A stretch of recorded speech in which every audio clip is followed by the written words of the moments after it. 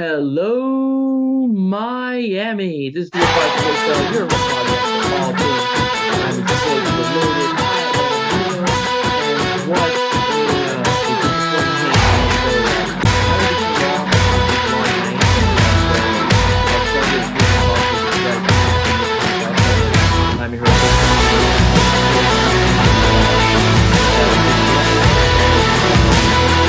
happened in this game? What happened positive and what I thought was negative. I just want to break down the stats a little bit. Some eerie stats in general was the fact that Tyler Van Dyke once again struggled, and TVD pretty much went 20 over 41 with 217 yards passing, only averaging about 5 yards per pass per completion.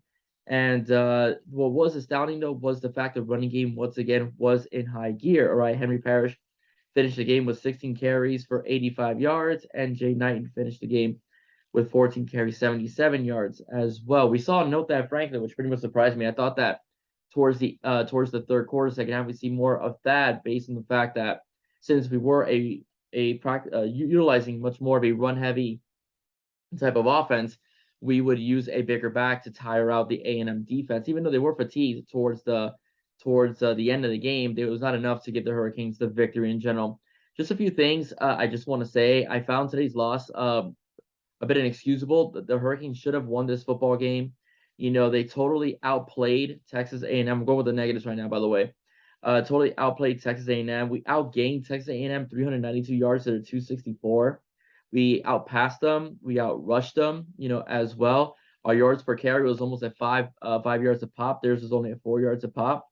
You know, um, Sacked their quarterback 3 times, dominated time of possession, basically 9 more minutes than A&M. So it is a game that statistically we should have won, but one of the things that I have an issue with and what I saw is that TVD just does not look in sync in general with its receivers. Number one, the receivers, which last year, even the young guys like Jacoby George, Brashard Smith, and Keyshawn Smith all showed great promise, leading into the season. They were not very good today. I mean, Michael Redding having drop balls, Brashard Smith, would have gotten that ball, in general, it would have continued the drive towards the end of the game. It was about 4th and 5. The ball hits him right in the hands and he just drops the football.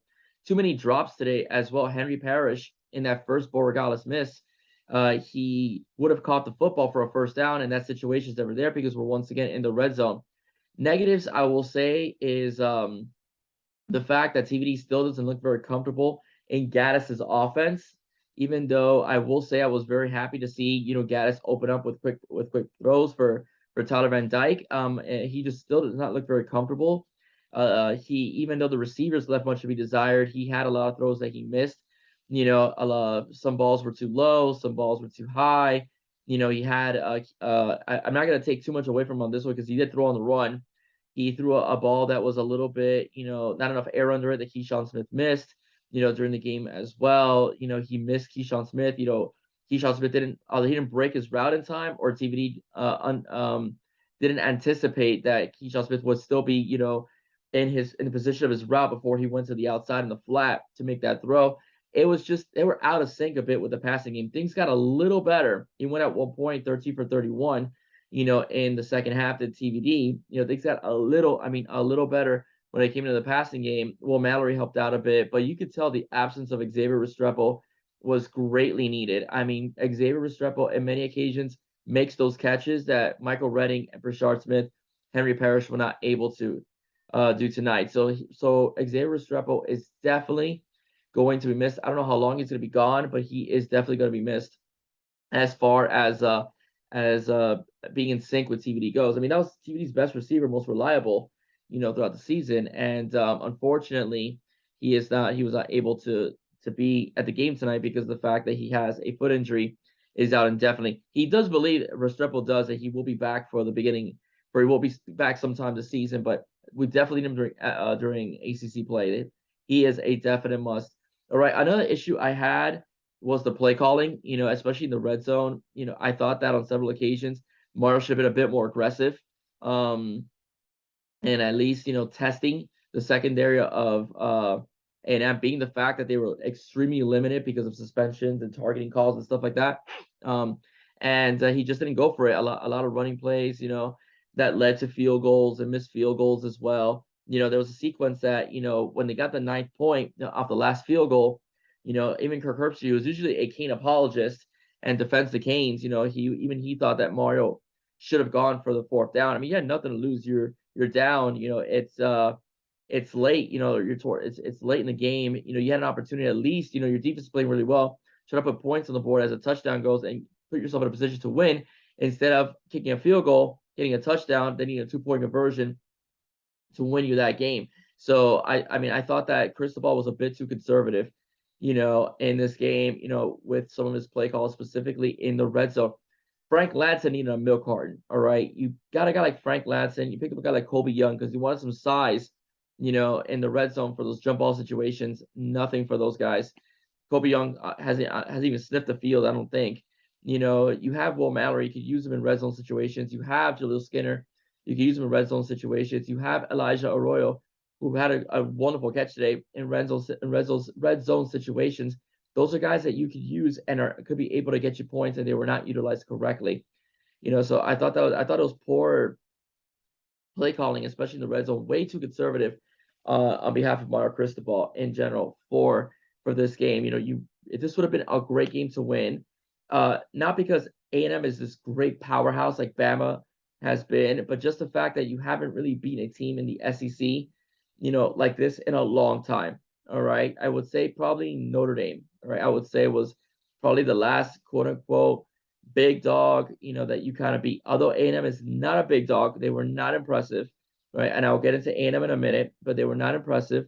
But nonetheless, going into a crowd of 107,000 people against a team that's not considered inferior to you would have been a good victory for Cristobal.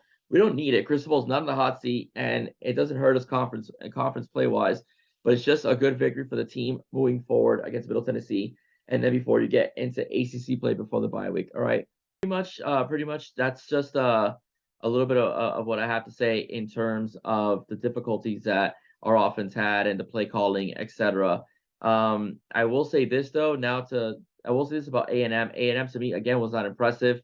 Max Johnson only threw for 50% as well. As a matter of fact, TVD actually had a better game than him statistically in terms of yards. Max just had that one touchdown, in the third quarter. But the running game, the chain is a beast. Okay, he is a very talented back. I thought for the most part, the Canes did control him, throughout the game as well. I'm sorry, not Duchesne, A-Chain, Devon A-Chain. I call him Duchesne. Devon A-Chain was very, he ran well. Okay, he almost had 5 yards per carry, but for the most part, they did contain him because some of those big carries were in small situations, right, or certain times of the game. Whereas Miami was able to dominate most of the game. So I didn't think A&M was that impressive either. They are big, okay, and they do have some talent as far as like some pass catchers go. But as far as his world beater, they're definitely not Alabama. They're not Georgia. They're not.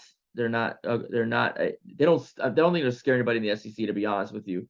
As when SEC plays really kicks off for them, to be exact. Like I said, Jimbo needed that game more than Mario did. Okay, all right. So now a little bit of the positives. I want to say the defense really played well. The defense was absolutely dominant. Like I said, 3 sacks. Holding them under 300 yards of offense. They were just all over the place. Our defensive backs looked better than they had in previous games. Okay, they didn't give up these monstrosity plays, that could scare anybody. I think DJ Ivy in the slot was much better than putting DJ Ivy out in the far side of the field. Our linebacker play has gotten better. With except for a couple of occasions, there was some missed tackles, especially in the second half. But nonetheless, our linebacker play has improved. Corey Flagg has looked better, as well. The tackling has definitely improved overall on defense. Our transfer portal guys, like Mesidor is an absolute beast. Leonard Taylor had a solid game as well when he's been in there. Okay, our pass rush did the job. Like I said, 3 sacks, and they made Johnson's life a living hell throughout most of the game, as well, which forced a lot of errant throws, low throws, which made our DBs look better. As I've mentioned in previous podcasts and stuff like that in previous episodes, if the front four is raising hell, all right, our defensive backs look a lot better, all right, to say the least. Okay, so that's something that I will say as well. Again, the bad part was our special teams was horrible. Again, I'm gonna add some more negatives. Special teams was horrible. Borregales missed that field goal. He had one block. Tyreek Stevenson, lowers his head before he has the ball in his hands, and he muffs that punt, which led to the first A&M touchdown. Special teams was just bad. All right, altogether just poor, with the exception of the punting of Lou Hedley. It was just a bad night. Special teams wasn't so special. All right. And I just wanted to address that because I really didn't talk about the special teams as much as I should have, but I want to talk about special teams. It was just bad. Okay. Borregales is a tough kid. The field goals will continue to come through. But as far as like that miss, that block, and, it's just no. Okay. Needs to be cleaned up as well.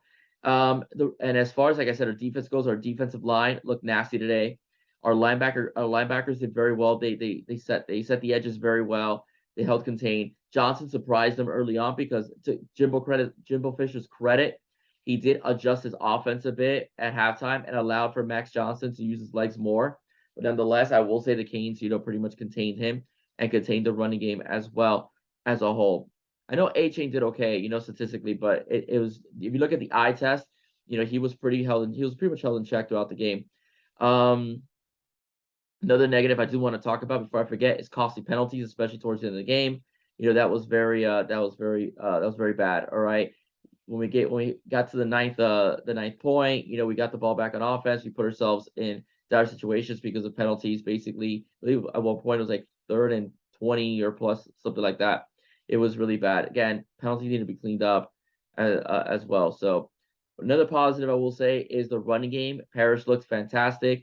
Knight looks fantastic. This line is really blocking well when it comes to the running game. They're opening holes. Okay, guys like Clark, Rivers, Campbell. All right, they're really opening holes. It was good to see Zion Nelson here in the game today as well. Although he did have a penalty, costly penalty.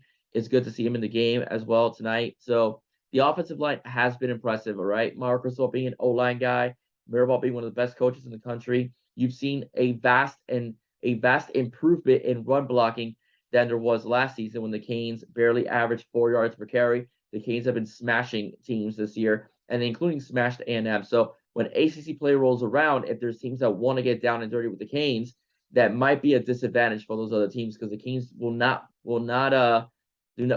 have an issue this year getting into a fist fight. All right. So positive again is Parrish. All right. Knighton as well played very well. The run blocking on the offensive line was very good. Tonight, Will Mallory, had a very decent game as well, had a very good game as well, caught the ball well. In some cases, I believe he would have had more yards, but TVD threw the ball a bit behind him a couple times in the game.